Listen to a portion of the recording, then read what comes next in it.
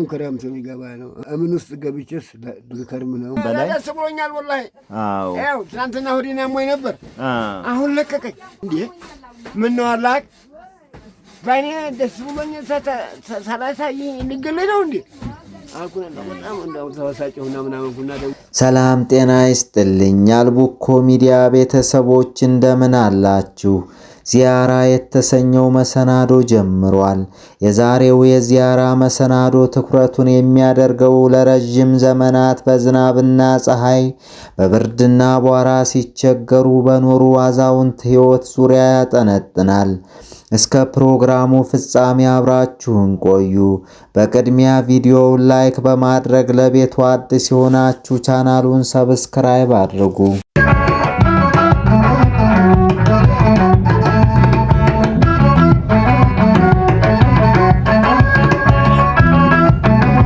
የዛሬው እንግዳችን የሱፍ መሐመድ ድርጁ ይባላሉ። የሚኖሩት በአልቡኮ ወረዳ ደጋጋ ከተማ ሲሆን በደረሰባቸው የአይን ህመምና ባለባቸው የዕድሜ ጫና የተነሳ ከቤት ወጥተው መንቀሳቀስ አይችሉም። ካጋጠማቸው የጤና ጉድለትና የዕድሜ ጫና በላይ ፈተና የሆነባቸው ግን የቤታቸው የቆርቆሮ ጣሪያ ማርጀትና መቀዳደድ ነው። የአባባ የሱፍ ጎጆ ከሩቅ ሲታይ መጠለያ ይመስላል። ከውስጥ ሲኖሩበት ለእርሳቸው ግን መጠለያ ሳይሆን የዕለት ተዕለት ስቃይ መድረክ ነበር።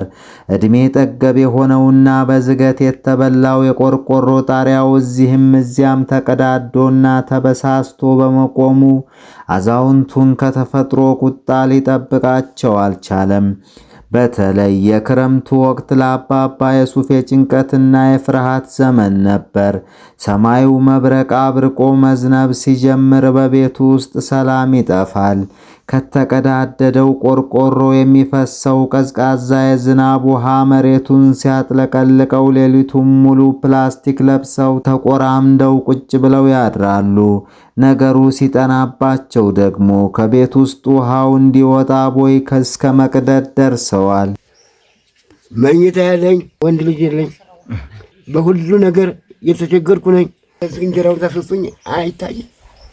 እንዲያለው እንኳን ሰውና አውር የሚያዝርበት አይመስልም። ሰውነቴንም አያችሁኝ፣ አቅሜንም አያችሁኝ። አንድ ትንሽ ልጅ ነው፣ ተማሪ ነው። አሁን ያ ትንሽ ልጅ ነው አሁን ያለው።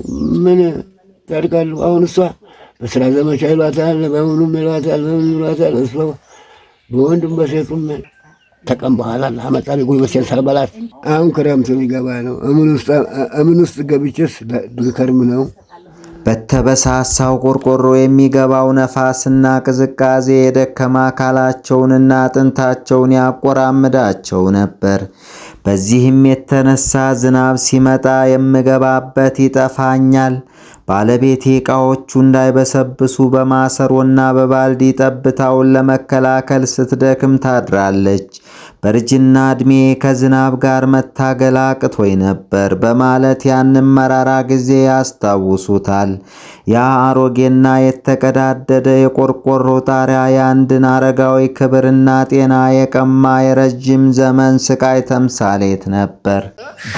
የሚባል ገዝተን እንዲሁ ኮርኒስ ተሰራርገን ግማሹን ወይ ቀዴን በስር ግማሹን ደግሞ ያው የሆነ ነገር ሊሩት ምናምን በመገደል ያን እንደነሳን በመርፋት በዛ ላይ ተቀምጠናል። ሸራው ማህሉን ዘንጥለን በዚህ እየተቀመጥን አምናም ሀቻምናም ማሳለፍ ነው።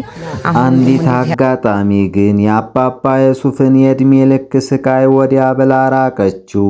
ሚዲያችን በደረሰው ጥቆማ መሰረት ከአባባ የሱፍ ቤት ጎራ በማለት ያለውን ሁኔታ በቪዲዮ በማስቀረት ወደ ቲክቶክ እና ዩቲዩብ በመውሰድ ከልበቀና እህትና ወንድሞች ጆሮ አደረሰ። የአልቡኮ ሚዲያ የቲክቶክ ላይቭ ላይ ጉዳዩን ይዞ በመቅረብ እንዲሁም ከደጋጋ ማዘጋጃ ግሩፕ አባላት ጋር በመመካከር በአንድ ምሽት ብቻ ከ56,000 ብር በላይ ገንዘብ መሰብሰብ ተቻለ። ከዚህ በኋላ ነበር ነገሮች መቀየር የቻሉት። ሐምሌ 12 2018 ዓ.ም በቀበሌው ማህበረሰብ ትብብር የአባባ የሱፍ የተቀደደ ቆርቆሮ በአንድ ጀንበር በአዲሱ ቆርቆሮ መተካት ተቻለ። ለዓመታት በፈራረሰ ዝናብ በሚያፈስና በብርድ በሚያቆራምድ ጎጆ ውስጥ መኖር የዕለት ከዕለት ሕይወታቸው የነበሩት አባባ የሱፍ መሐመድ ዛሬ ግን የፊታቸው መሸብሸብ በሐዘን ሳይሆን በደስታ ፈገግታ ተተክቷል። በልበ ቀና ኢትዮጵያውያን ትብብር የታደሰላቸው መኖሪያ ቤት እንደገቡ ለአባባ የሱፍ አዲስ የሕይወት ምዕራፍ የጀመሩበት ዕለት ነበር።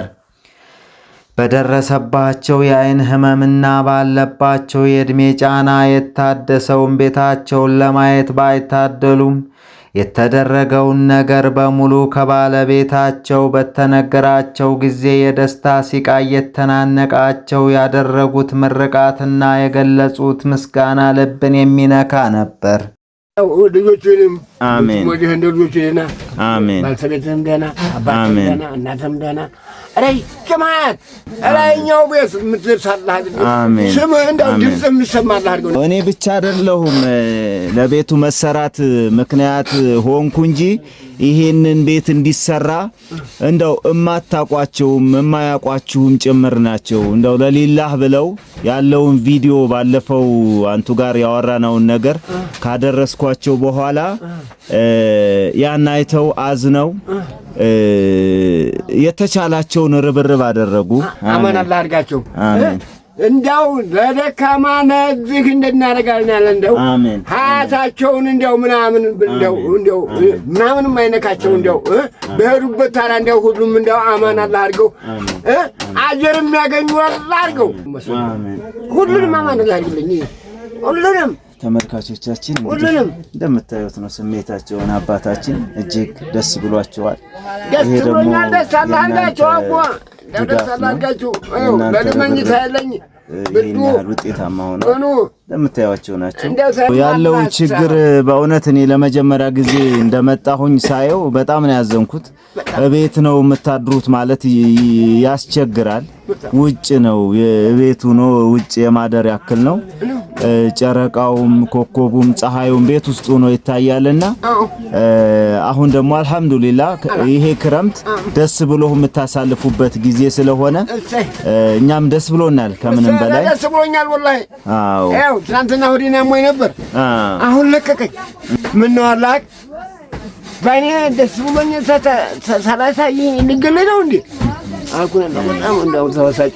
በርጅና ዘመኔ ከቅዝቃዜና ከስጋት የምጠለልበት ገመናዬን ሸፍኜ የምኖርበትን ቤት አድሳችሁልኝ ስላስረከባችሁኝ ሁላችሁንም ከክፉ ነገር ይጠብቃችሁ በማለት የመረቁ ሲሆን ይህ ቤት ለኔ መጠለያ ብቻ ሳይሆን አሁንም ድረስ በዓለም ላይ መልካም ሰዎች መኖራቸውን ያሳየኝ የተስፋ ብርሃን ነው። ጎረቤታቸውም እንዲህ ይላሉ። ለዘመናት ስቃይ ውስጥ የኖሩ ሲሆን ክረምት በገባ ቁጥር ፕላስቲክ ለብሰው እንደሚያድሩ ይናገራሉ። መሐመድ ሁሴን እንድር ይባላል። ጎረቤት ተጀርባ አገኛለሁኝ።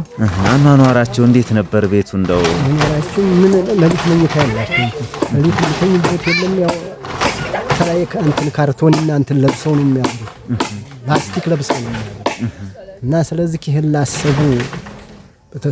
ላሰቡ ህብረተሰቦች ሁሉ አገሩን ማማን አድርጎ እነሱንም ይሄን ላሰቡበት በበጎ ስራቸው በጎ አላህ ይቅጠማቸው። በጎ ስራ አላህ ይቅጠማቸው። ይሄን በጎ ስራ ስለሰሩ አገሩ አማን ሆኖ እነሱንም እንዲው ሶዲቃም ሆኖ በጎ ስራም ሆኖ አላህ ይጥቀማቸው። አላህ ይጥቀማቸው። ዛሬም በዱንያ ነገም በአኸራ ሁለቱንም አገር የሚጠቀሙበት አላህ ያድርገው። ይሁን ሁሉም መስዋዕት ይህ በጎ ተግባር ለአባባ የሱፍ መሐመድ የደህንነትና የሰላም ስሜትን ከመስጠቱም በላይ በአካባቢው ማህበረሰብ ውስጥ የመረዳዳትና የመደጋገፍን ባህል ይበልጥ ያደሰ ድንቅ አጋጣሚ ሆኖ አልፏል። የዛሬም በዚሁ አበቃው። በቀጣይ በሌላ መሰናዶ እስከምንገናኝ ቸር ሰንብቱ።